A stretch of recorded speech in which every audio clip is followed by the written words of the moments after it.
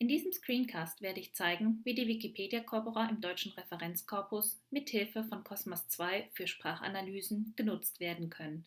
Ganz konkret geht es um eine Fallstudie zu den ITIS-Kombinationen als Wortbildungsprodukte auf den Diskussionsseiten der Wikipedia. Zu meinem Vorgehen.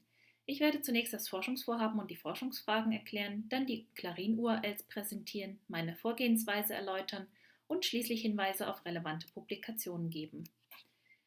In meiner Fallstudie interessiere ich mich für das Morphem ITIS, das in der Fachsprache der Medizin für Wortbildungsprodukte zum Einsatz kommt, die entzündliche Krankheiten beschreiben. Übliche Basiskonstituenten sind dann Körperteile oder Organe. Seit dem 19. Jahrhundert wurde ITIS jedoch auch vereinzelt in der Gemeinsprache genutzt zur Wortbildung und dort mit anderen Basiskonstituenten kombiniert. Im 20. Jahrhundert erlebten viele ITIS-Kombinationen, wie zum Beispiel Telefonitis, Wortkarrieren.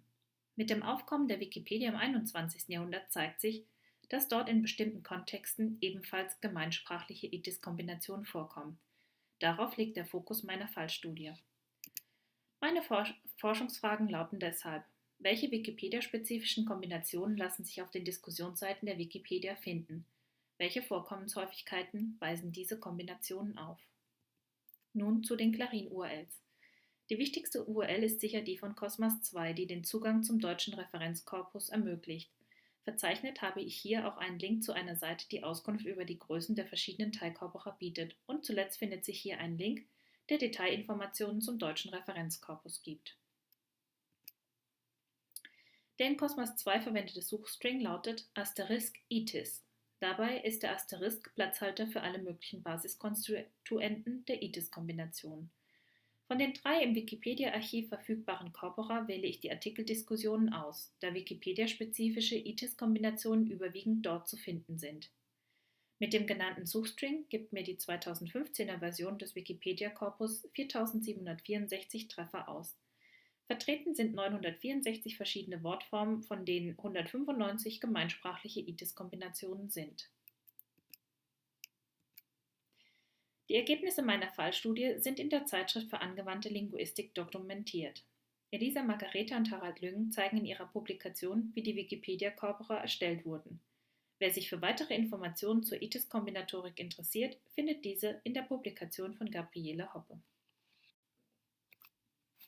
Folgt man der ersten gerade vorgestellten Clarin-URL, gelangt man zu Cosmas 2 und kann dort die Datenerhebung starten. Ich bin in Cosmos bereits angemeldet. Nach dem Einloggen sehe ich nun zunächst die Ansicht Archive. Archive sind in Cosmos eine Art von Sammelstellen, in denen Corpora zusammengefasst sind. Wie hier zu sehen ist, haben die Wikipedia-Corpora ein eigenes Archiv in Cosmos, das ich nun anwähle. Hier habe ich nun die Möglichkeit, verschiedene Teilcorpora anzuwählen. Da die ITIS-Kombinationen, die mich interessieren, vor allen Dingen auf den Wikipedia-Diskussionsseiten zu finden sind, wähle ich das Korpus WDD15 Alle Wikipedia-Diskussionen zu Artikeln 2015.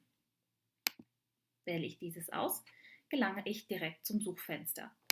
Mein Suchstring lautet *ITIS. ITIS ist dabei das Suffix, das mich in meiner Fallstudie orientiert. Das Sternchen ist der sogenannte Asterisk, der als Platzhalter fungiert, um eine beliebige Anzahl von Buchstaben zu finden. Das ist wichtig in meiner Fallstudie, da die verschiedenen Basiskonstituenten der ITIS-Kombination unterschiedlich lang sein können oder unterschiedlich lang sind und sehr lang sein können.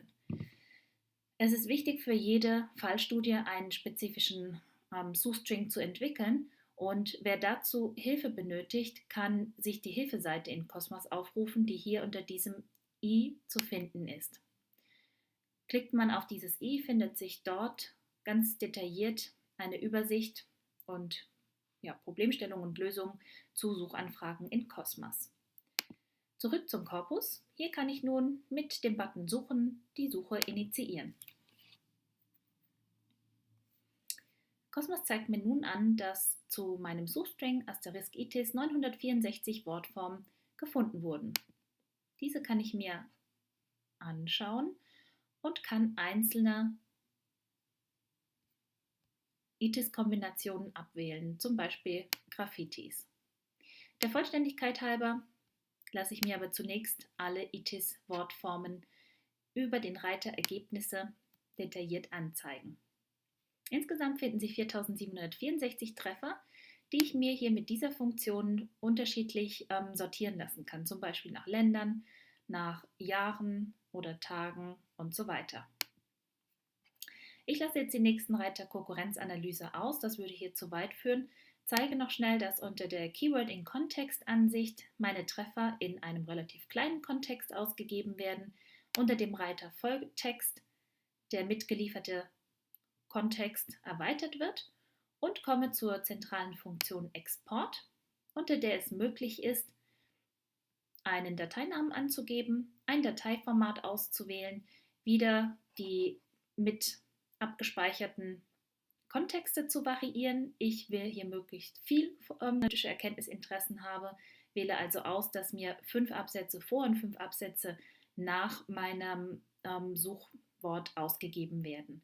Und mit Exportieren kann ich den Export im Dateiformat RTF initiieren. Das Format RTF, das ich hier ausgewählt habe, ist das Rich Text Format, das sich in sehr vielen verschiedenen Programmen auch öffnen lässt. Deswegen ist es hilfreich, dieses Format auszuwählen. Unter anderem kann man es eben in Word zum Beispiel öffnen oder in Excel einspeisen, was später bei meiner Datenaufbereitung und Analyse noch relevant sein wird. Zuletzt öffnet sich das folgende Dialogfenster, bei dem ich unter diesem Button Download starten meine gewünschte RTF-Datei auf meinem Rechner abspeichern kann. Die gerade in Cosmos 2 erstellte RTF-Datei habe ich nun in Word geöffnet.